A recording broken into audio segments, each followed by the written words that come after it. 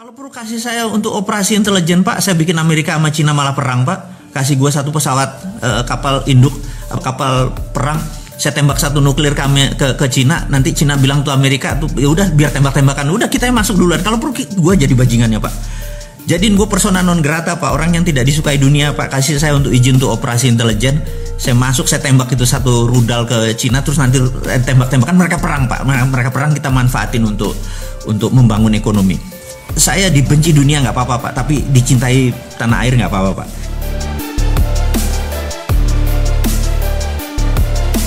Saat ini ada 70 negara terikat dengan obor, One Belt, One Road. Semua di belt diikat dengan satu, roadnya ke Beijing semua.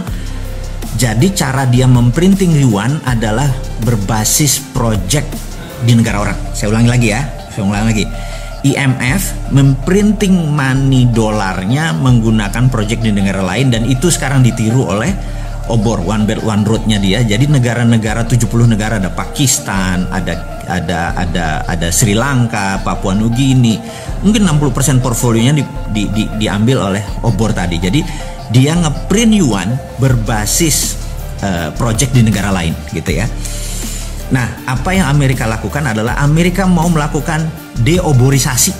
Jadi dia mau membuat miskinnya project obor itu adalah deoborisasi, karena globalis cabal si kaum Bilderberg sangat benci sama Amerika, karena globalis cabal itu sudah kawin sama Partai Komunis Cina, sehingga seluruh proyek globalis semua ada di Cina.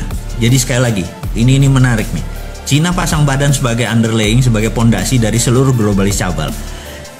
Cina bermain karena globalis senang sama negara otoriter. Gitu, dia nggak senang sama negara demokrasi. Otoriter kan one man, suara pemimpin langsung diikuti suara rakyat nggak mau disikat rakyatnya gitu ya, dan itu anti demokrasi gitu. Nah, globalis cabal ini anti kemanusiaan, mereka mendukung aborsi, mereka mendukung LGBT gitu ya.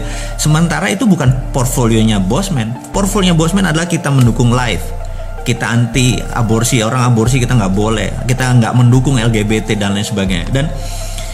Dan ini mau clear, saya mau katakan. Jadi sekali lagi, Indonesia harusnya bagaimana gitu ya. Saran saya, Indonesia adalah tidak ke Amerika, tidak ke Cina, tapi bukan netral. Sekali lagi, ini harus diingat nih. Netral itu artinya nggak ada posisi. Nah, kita harus ambil posisi. Jadi saya berharap Indonesia ke depan memanfaatkan konflik kisruh ini. Saya udah pernah cerita tentang choke point. Saya terinspirasi dengan peristiwa tahun 89, di mana ada the secret meeting that changed China, di mana China merubah center of gravitatis atau pusatnya dari menjadi independen, menjadi tidak bergantung pada IMF. Dia punya ukuran sendiri, dia punya hukum dagang sendiri, dia punya meteran sendiri, dia yang dia lakukan dan membuat China sebesar sekarang. Dan itu sebenarnya saya sangat terinspirasi dengan China, bahwa Indonesia waktunya sekarang. Kenapa waktunya sekarang? Saya mau terangin. Nomor satu, dua negara lagi perang, dan ini adalah perang benar, pasti terjadi. Dan begitu mereka memenangkan perang, misalnya Tiongkok memenangkan perang, ya sudah, dunia akan rule by Tiongkok. Kemudian kalau Amerika menang, ya rule by Amerika gitu ya. Dan kita tahu bagaimana Amerika rule the world-nya gitu ya. Nah, sekarang who will win? Pertanyaannya, siapa yang akan menang? Dimanapun perang panjang, syaratnya ya, kalau perangnya panjang, dua-duanya hancur gitu ya. Maka itu saya mungkin orang yang paling aneh mengharapkan ini perang fisik, benar-benar tembak-tembakan, dan perangnya lama, dunianya hancur dua-duanya. Ini kesempatan kita unggul. Itu satu. Yang kedua adalah kita ini mau mengingatkan Pak Jokowi. Pak Jokowi, Anda orang paling beruntung sedunia, di mana Anda saat ini mempunyai suara di partai itu lebih dari 60%, bahkan saya menduga lebih dari 70%. Kalau Anda udah dapat 70%, 2/3 suara lebih, Anda absolut. Dan ini bagus. Kenapa bagus? Karena kalau politiknya gonjang-ganjing, Anda nggak kontrol, Anda tidak bisa melakukan apa yang akan kita sarankan. Ya, jadi saya ada dua. Nomor satu, kenapa saya sebut time is now gitu ya. Pak Jokowi nggak bisa. Saya sengaja sekarang bicaranya kepada pemimpin tertinggi yang secara sah Anda berkuasa. Saya mau mengingatkan, Pak, ini perang. Gitu ya. Perang ini Anda harus ubah seluruh pemainnya yang jago perang, gitu. Percaya saya, kalau Anda masih pakai tim yang lama bukan tidak dipakai, tapi Anda harus punya tim cadangan baru yang untuk menggunakannya. Jadi gini Pak Jokowi, Anda punya kekuasaan sangat absolut dan itu luar biasa. Di negara demokrasi Anda dapat 2/3 suara atau lebih. Ini momennya, itu satu. Kedua tadi, negara besar lagi perang, yaitu China sama Amerika lagi perang. Karena perang besar ini terjadi, mereka sebenarnya fokusnya di negara masing-masing. Mereka nggak fokus sama Indonesia. Kemudian ada hal yang menarik Pak Presiden yang terhormat. Anda menerbitkan surat bahwa saat ini negara dalam keadaan darurat COVID gitu ya.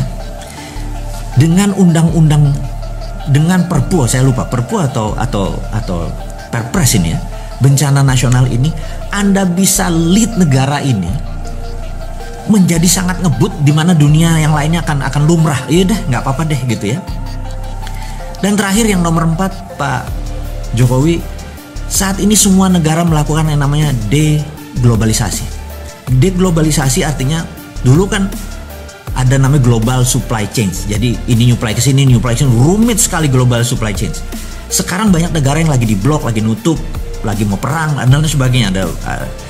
Jadi deglobalisasi adalah every country for their own. Jadi Indonesia untuk Indonesia, Singapura untuk Singapura dan lain sebagainya. Jadi Indonesia sangat diuntungkan karena Indonesia bisa makan dengan bangsanya sendiri. Kalau yang Singapura begitu deglobalisasi langsung shrinking 40%. Bapak tahu bahwa dia mendadak langsung turun ekonominya 12% dan shrinkingnya itu 40%. Jadi mengecil mendadak volumenya. Korea Selatan sudah mengecil gitu karena nggak ada bahan baku. Indonesia nggak ada masalah, Indonesia nggak akan mengecil. Dan sekali lagi yang kita mau ingatkan, dengan 4 hal itu, maka yang kita harus lakukan adalah melakukan apa yang China lakukan. Kita tiru, jangan ngikuti maunya Cina, tapi tiru langkah Cina. Cina 30 tahun yang lalu, saya udah berkali-kali bilang, dia menerbitkan renminbi dengan yuan berbeda. Renminbi berdasarkan project gitu ya. Dia tidak lagi menciptakan printing money fisik, karena itu zaman dulu. Sekarang sudah ada blockchain. Blockchain ini kita bisa printing yang namanya e-renminbi. Ini kalau kita Cina.